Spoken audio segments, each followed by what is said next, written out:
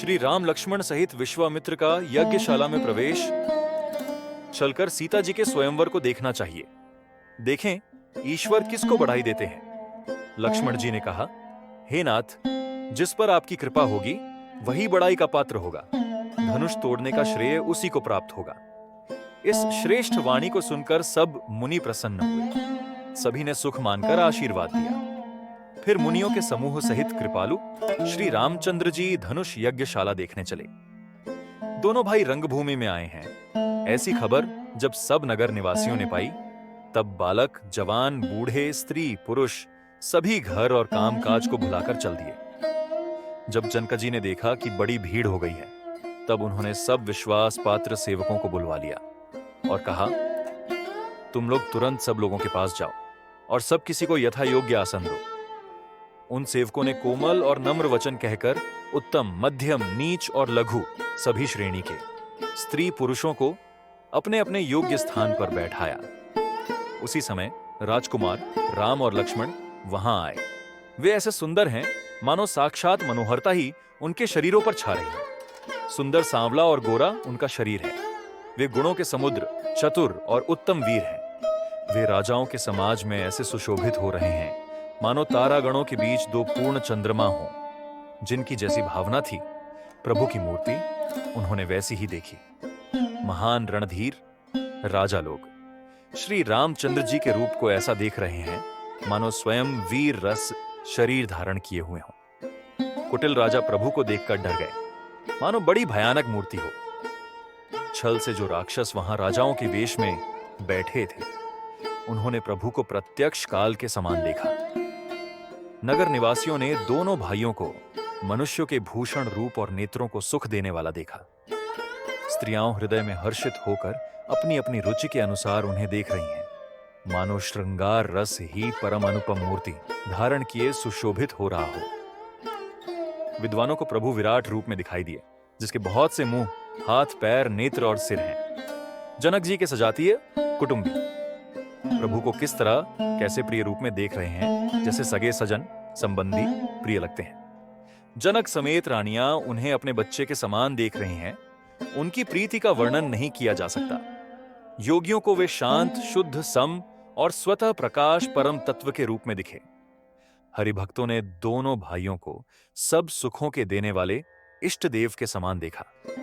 सीता जी जिस भाव से श्री रामचंद्र जी को देख रही हैं, वह स्नेह और सुख तो कहने में ही नहीं आता। उस स्नेह और सुख का वे हृदय में अनुभव कर रही हैं, पर वे भी उसे कह नहीं सकती। फिर कोई कवि उसे किस प्रकार कह सकता है? इस प्रकार जिसका जैसा भाव था, उसने कोसलाधीश श्री रामचंद्र जी को वैसा ही देखा। सुंदर, सांवले और गोरे शरीर वाले तथा विश्व भर के नेत्रों को चुराने वाले कोसलाधीश के कुमार राज समाज में इस प्रकार सुशोभित हो रहे हैं। दोनों मूर्तियां स्वभाव से ही बिना किसी बनाव श्रृंगार के मन को हरने वाली हैं। करोड़ों कामदेवों की उपमा भी उनके लिए तुच्छ है। उनके सुंदर मुख शरद पूर्णिमा के चंद्रमा की भी निंदा करने वाले, उसे नीचा दिखाने वाले हैं, और कमल के समान नेत्र मन को बहुत ही भाते हैं। सुंदर चितवन सारे संसार के मन को हरने वाले कामदेव के भी मन को हरने वाली है।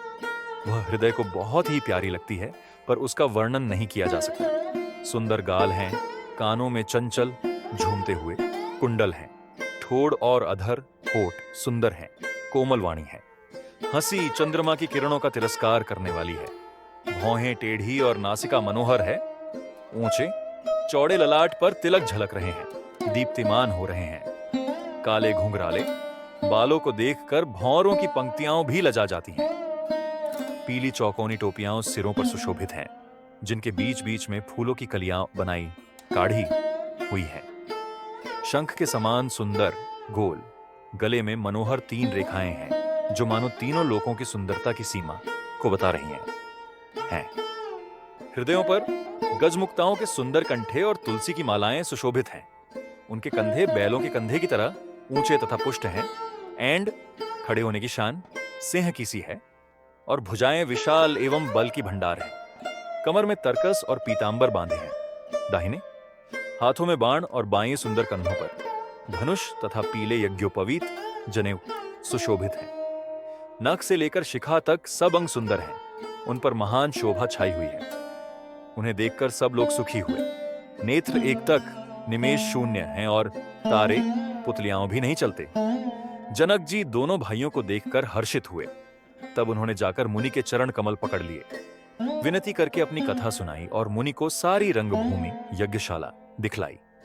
मुनि के साथ दोनों श्रेष्ठ राजकुमार जहां जहां जाते हैं वहां वहां सब कोई आश्चर्यचकित हो देखने लगते हैं। सबने राम जी को अपनी अपनी ओर ही मुख किए हुए देखा, परंतु इसका कुछ भी विशेष रहस्य कोई नहीं जान सका। मुनि ने राजा से कहा, रंगभूमि की रचना बड़ी सुंदर है। विश्वामित्र जैसे निहस्पृह विरक्त और ज्ञानी मुनि से रचना की प्रशंसा सुनकर राजा प्रसन्न हुए और उन्हें बड़ा सुख मिला। सब मंचों से एक मंच अधिक सुंदर, उज्ज्वल और विशाल था। स्वयं राजा ने मुनि सहित दोनों भाइयों को उस पर बैठाया। प्रभु को देखकर सब राजा हृदय में ऐसे हार गए, निराश एवं उत्साहहीन हो गए, जैसे पूर्ण चंद्रमा के उदय होने पर तारे प्रकाशहीन हो जाते हैं। उनके तेज को देखकर सबके मन में ऐसा विश्वास हो गया कि रामचंद्र जी ही धनुष को तोड़ेंगे, इसमें संदेह नहीं।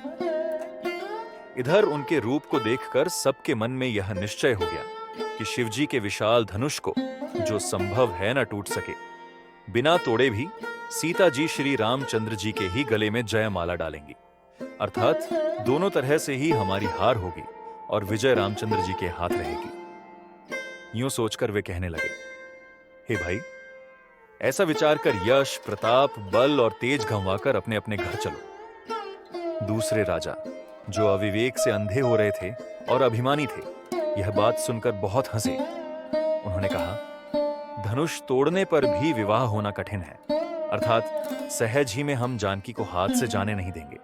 फिर बिना तोड़े तो राजकुमारी को ब्याह ही कौन सकता है। काल ही क्यों ना हो, एक बार तो सीता के लिए उसे भी हम युद्ध में जीत लेंगे। यह घमंड की बात सुनकर दूसरे राजा जो धर्मात्मा, हरिभक्त और सयाने थे, मुस्कुराए।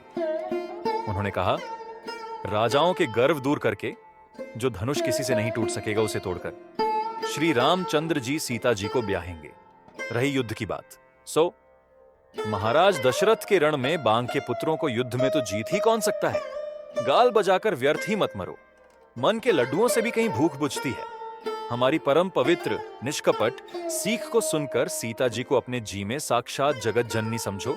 उन्हें पत्नी रूप में पाने की आशा एवं लालसा छोड़ दो और श्री रघुनाथ जी को जगत का पिता परमेश्वर विचार कर नेत्र भरकर उनकी छवि देख लो। ऐसा अवसर बार बार नहीं मिलेगा।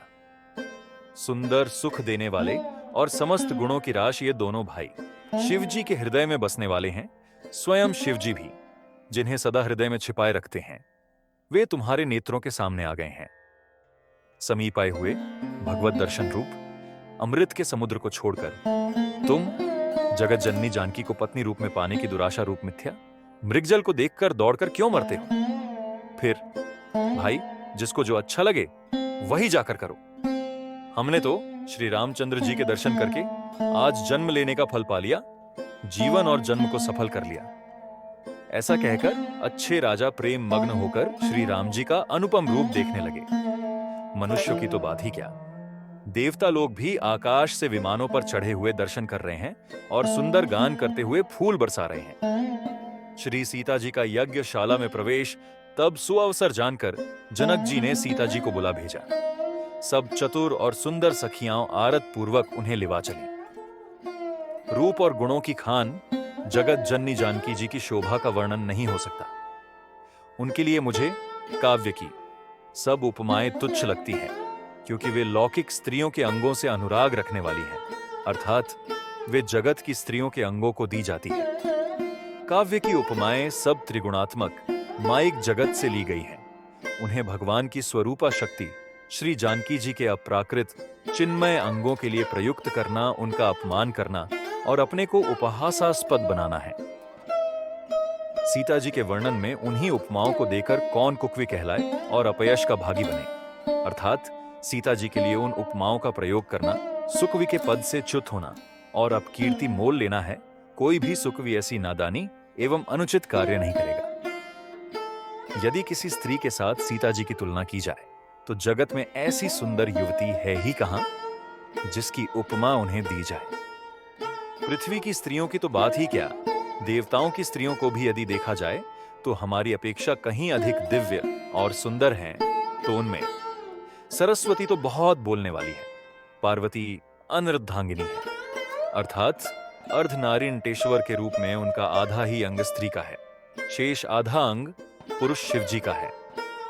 कामदेव की स्त्री रतिपति को बिना शरीर का अनंग जानकर बहुत दुखी रहती है, और जिनके वेश और मध्य जैसे समुद्र से उत्पन्न होने के नाते प्रिय भाई हैं, उन लक्ष्मी के समान तो जानकी जी को कहां ही कैसे जाए। जिन लक्ष्मी जी की बात ऊपर कही गई है वे निकली थीं खारे समुद्र से, जिसको मथने के लिए भगवान ने अति कर्कश पीठ वाले कच्छप का रूप धारण किया। रस्सी बनाई गई महान विषधर वासुकी नाग की मथानी का कार्य किया अतिशय कठोर मंदराचल पर्वत ने, और उसे मत्था सारे देवताओं और दैत्यों ने मिलकर। जिन लक्ष्मी को अतिशय शोभा की खान और अनुपम सुंदरी कहते हैं, उनको प्रकट करने में हेतु बने ये सब असुंदर एवं स्वाभाविक ही कठोर उपकरण।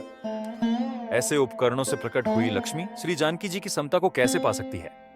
हाँ, इसके विपरीत यदि 26 रूपी अमृत का समुद्र हो, परम रूपमय कच्छप हो, शोभा रूप रस्सी हो, श्रृंगार रस पर्वत हो, और उस 26 के समुद्र को स्वयं कामदेव अपने ही करकमल से मत्थे, इस प्रकार का संयोग होने से जब सुंदरता और सुख की मूल लक्ष्मी उत्पन्न हो तो भी कवि लोग उसे बहुत संकोच के साथ सीता जी के समान कहेंगे।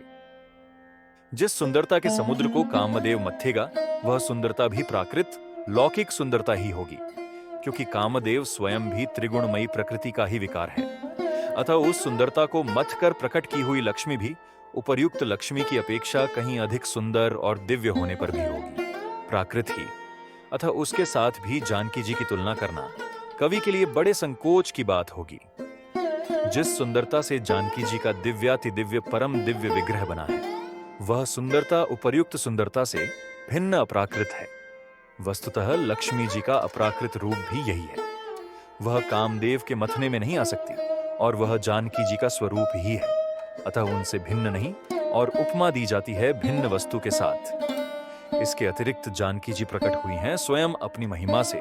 उन्हें प्रकट करने के लिए किसी भिन्न उपकरण की अपेक्षा नहीं है, अर्थात शक्ति शक्तिमान से अभिन्न अद्वैत तत्व है, अतएव अनुपमेय है। यही गूढ़ दार्शनिक तत्व भक्त शिरोमणि कवि ने इस अभूतोपम अलंकार के द्वारा बड़ी सुंदरता से व्यक्त किया है। सयानी सखियां सीता जी को साथ लेकर मनोहर वाणी से गीत गाती हुई चली। सीता जी के नवल शरीर पर सुंदर साड़ी सुशोभित है। जगत जननी की महान छवि अतुलनीय है। सब आभूषण अपनी अपनी जगह पर शोभित हैं, जिन्हें सखियों ने अंग अंग में भली भांति सजाकर पहनाया है। जब सीता जी ने रंगभूमि में पैर रखा तब उनका दिव्य रूप देखकर स्त्री पुरुष सभी मोहित हो गए। देवताओं ने हर्षित होकर नगाड़े बजाए और पुष्प बरसाकर अप्सराएं गाने लगीं। सीता जी के करकमलों में जयमाला सुशोभित है। सब राजा चकित होकर अचानक उनकी ओर देखने लगे। सीता जी चकित चित्त से श्री राम जी को देखने लगी। तब सब राजा लोग मोह के वश हो गए। सीता जी ने मुनि के पास बैठे हुए दोनों भाइयों को देखा तो उनके नेत्र अपना खजाना पाकर ललचाकर वहीं श्री राम जी में जा लगे, स्थिर हो गए। परंतु गुरुजनों की लाज से तथा बहुत बड़े समाज को देखकर सीता जी सकुचा गईं। वे श्री रामचंद्र जी को हृदय में लाकर सखियों की ओर देखने लगीं। श्री रामचंद्र जी का रूप और सीता जी की छवि देखकर स्त्री पुरुषों ने पलक मारना छोड़ दिया। सब एकटक उन्हीं को देखने लगे। सभी अपने मन में सोचते हैं, पर कहते सकुचाते हैं। मन ही मन वे विधाता से विनय करते हैं, हे विधाता, जनक की मूर्ता को शीघ्र हर लीजिए और हमारी ही ऐसी सुंदर बुद्धि उन्हें दीजिए कि जिससे बिना ही विचार किए राजा अपना प्रण छोड़कर सीता जी का विवाह राम जी से कर दें। संसार उन्हें भला कहेगा, क्योंकि यह बात सब किसी को अच्छी लगती है। हठ करने से अंत में भी हृदय जलेगा। सब लोग इसी लालसा में मग्न हो रहे हैं कि जानकी जी के योग्य वर तो यह सांवला ही है। बंदीजनों द्वारा जनक प्रतिज्ञा की घोषणा, राजाओं से धनुष न उठना, जनक की निराशाजनक वाणी। तब राजा जनक ने बंदीजनों भाटों को बुलाया। वे विरुद्धावली वंश की कीर्ति गाते हुए चले आए। राजा ने कहा, जाकर मेरा प्रण सबसे कहो। भाट चले। उनके हृदय में कम आनंद न था। भाटों ने श्रेष्ठ वचन कहा, हे पृथ्वी की पालना करने वाले सब राजागण, सुनिए, हम अपनी भुजा उठाकर जनक जी का विशाल प्रण कहते हैं। राजाओं की भुजाओं का बल चंद्रमा है, शिव जी का धनुष राहु है, वह भारी है, कठोर है, ये सबको विदित है।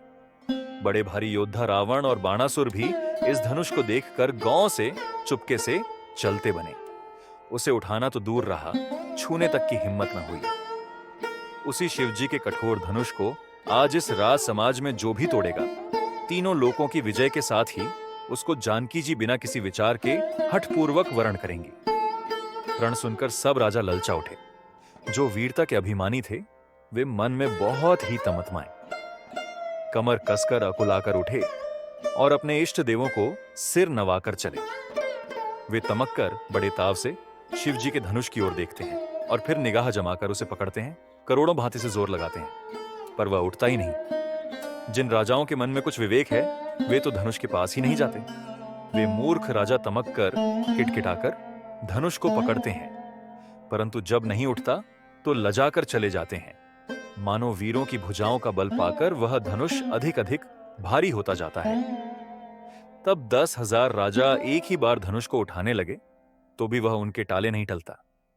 शिव जी का वह धनुष कैसे नहीं डिगता था, जैसे कामी पुरुष के वचनों से सती का मन कभी चलायमान नहीं होता। सब राजा उपहास के योग्य हो गए, जैसे वैराग्य के बिना सन्यासी उपहास के योग्य हो जाता है। कीर्ति, विजय, बड़ी वीरता, इन सबको वे धनुष के हाथों बरबस हार कर चले गए।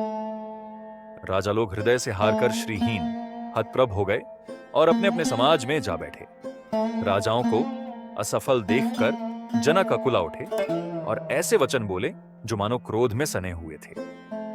मैंने जो प्रण ठाना था, उसे सुनकर द्वीप द्वीप के अनेकों राजा आए।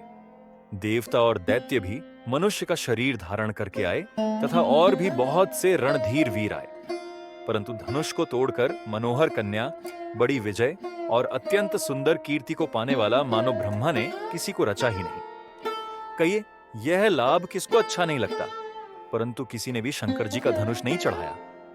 अरे भाई, चढ़ाना और तोड़ना तो दूर रहा, कोई तिल भर भूमि भी छुड़ा ना सका।